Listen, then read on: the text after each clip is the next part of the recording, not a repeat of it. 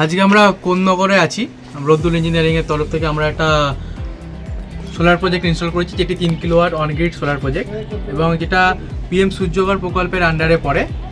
এবং এই প্রকল্পে যে বেনিফিট হচ্ছে, কাস্টমার যে বেনিফিটটা মেনলি পায়, এটা উনি 78,000 উনি সাবসিডি পাবেন এবং নেট সাথে পাবেন সিএসসির তরফ থেকে নেট মিটারিং।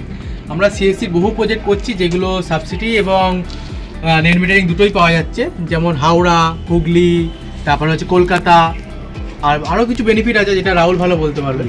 আমরা এখানে ব্যাংক থেকে 7% ইন্টারেস্ট রেটে ইএমআইও করতে পারছি, এটা ইজিলি লোক অ্যাভেলেবল করতে পারছি। আর এত টাকা ইনভেস্ট করাটা নেই, ইজিলি অ্যাভেলেবল হয়ে যাচ্ছে ব্যাংক থেকে, ন্যাশনালাইজ ব্যাংক থেকে 7% ইন্টারেস্ট রেটে। আর আপনার আর সিএসসি প্রচুর কোঅপারেটিভ, অনেক কোঅপারেট করছে, ওরা নেটওয়ার্কে অনেক টাকাতে দিয়ে দিচ্ছে। আজকে আমরা সেবাশিস বাবুর বাড়িতে প্রজেক্টটি করেছি, তো দাদার জন্য একটা গিফটও রয়েছে আমাদের, যেটা নিউ ইয়ারে গিফটটা রয়েছে। দাদার জন্য একটা ইন্ডাকশান ওভেন রয়েছে এবং এটা দেওয়ার একটাই কারণ, যাতে গ্যাস থেকে আমরা ইন্ডাকশান ওভেনে আসতে পারি এবং যাতে ইলেকট্রিসিটি, সোলার দিয়ে যে ইলেকট্রিসিটিটা সেভ করছি তাতেই রান্নাটা করতে পারি, যাতে আমাদের পরিবেশ দূষণও কম হয় এবং আমাদের পরিবেশও ভালো থাকবে, এমনকি উনিও ইলেকট্রিকে রান্না করতে পারবেন এবং তার সাথে ইলেকট্রিক বিলও ওনাকে দিতে হচ্ছে না। তো দাদার বাড়িতে যে কাজ হয়েছে, দাদা কেমন লাগছে একটু বলবেন? খুব ভালো লাগছে। রোদ্দুর ইঞ্জিনিয়ারিংয়ের যে সার্ভিস খুব ভালো। তারা আমাকে এমন কিছু করতেই হয়নি, শুধু পেমেন্ট করা ছাড়া তারাই সমস্ত কিছু পেপার থেকে আরম্ভ করে সব কাজই করে দিয়েছে। আর বাকি যে কাজটুকু করবেন তারা করে দেবেন আমাদেরকে। তা খুবই সিম্পল ব্যাপার। আমার মনে হয় আমাদের শহর এলাকার সমস্ত বাড়িতেই এই সোলার সিস্টেম চালু করা উচিত। কারণ দুটো জিনিস আমাদের মনে রাখতে হবে। একটা কথা হচ্ছে, আমাদের যে এখন যে পাওয়ারের যে ব্যবস্থা, ইলেকট্রিসিটি, সেটা মেনলি তৈরি হয় কোল থেকে। হাইড্রো ইলেকট্রিক আমাদের খুব কম, সুতরাং কোলের পরিমাণ মাটির তলায় কিন্তু দিনে দিনে অনেক কমে যাচ্ছে এবং কোলে ইউজ করলে যেটা হচ্ছে সেটা হচ্ছে পরিবেশ দূষণ খুব পরিমাণে বাড়ে। আর আমাদের গাছের সংখ্যা তো দিনে দিনে কমছে, জেনারেলি কার্বন ডাই অক্সাইডের পরিমাণ আমাদের এই বাতাসে প্রচুর পরিমাণে বাড়ছে। সেক্ষেত্রে আমরা যত পরিমাণে সোলার যত বেশি বেশি ইউজ করব, তত বেশি পরিমাণ কয়লা পোড়াতে কম হবে।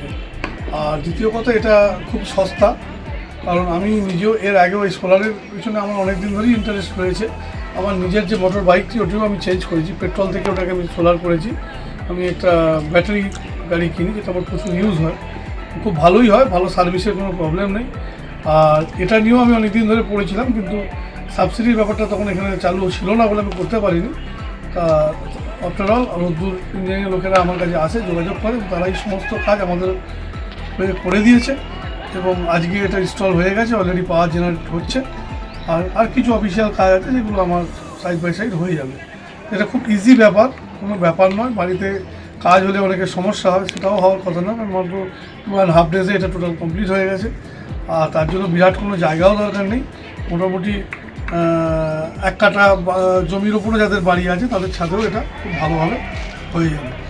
আমি মনে করি সমস্ত মানুষেরই এটা গ্রহণ করা উচিত, যাতে তাদের মাসিক যে ইলেকট্রিক বিল, এই যে গরমকাল আসবে, আমার ইলেকট্রিক বিল প্রায় 4, 4.5, 5,000 টাকা পর্যন্ত এসেছে।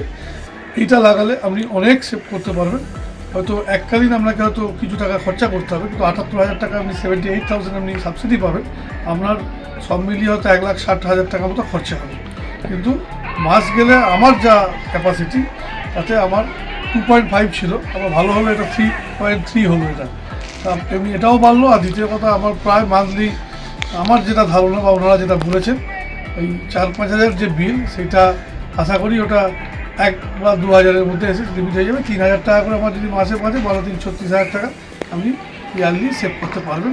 আপনারা 25 বছরের ওয়ারেন্টি দিয়েছেন এর, সুতরাং সেটার দিকেও আমাদের কোনো চিন্তা করতে হবে না। আমাদের একটা জেনারেশন মোটামুটি এটা চালিয়ে নিতে পারবে।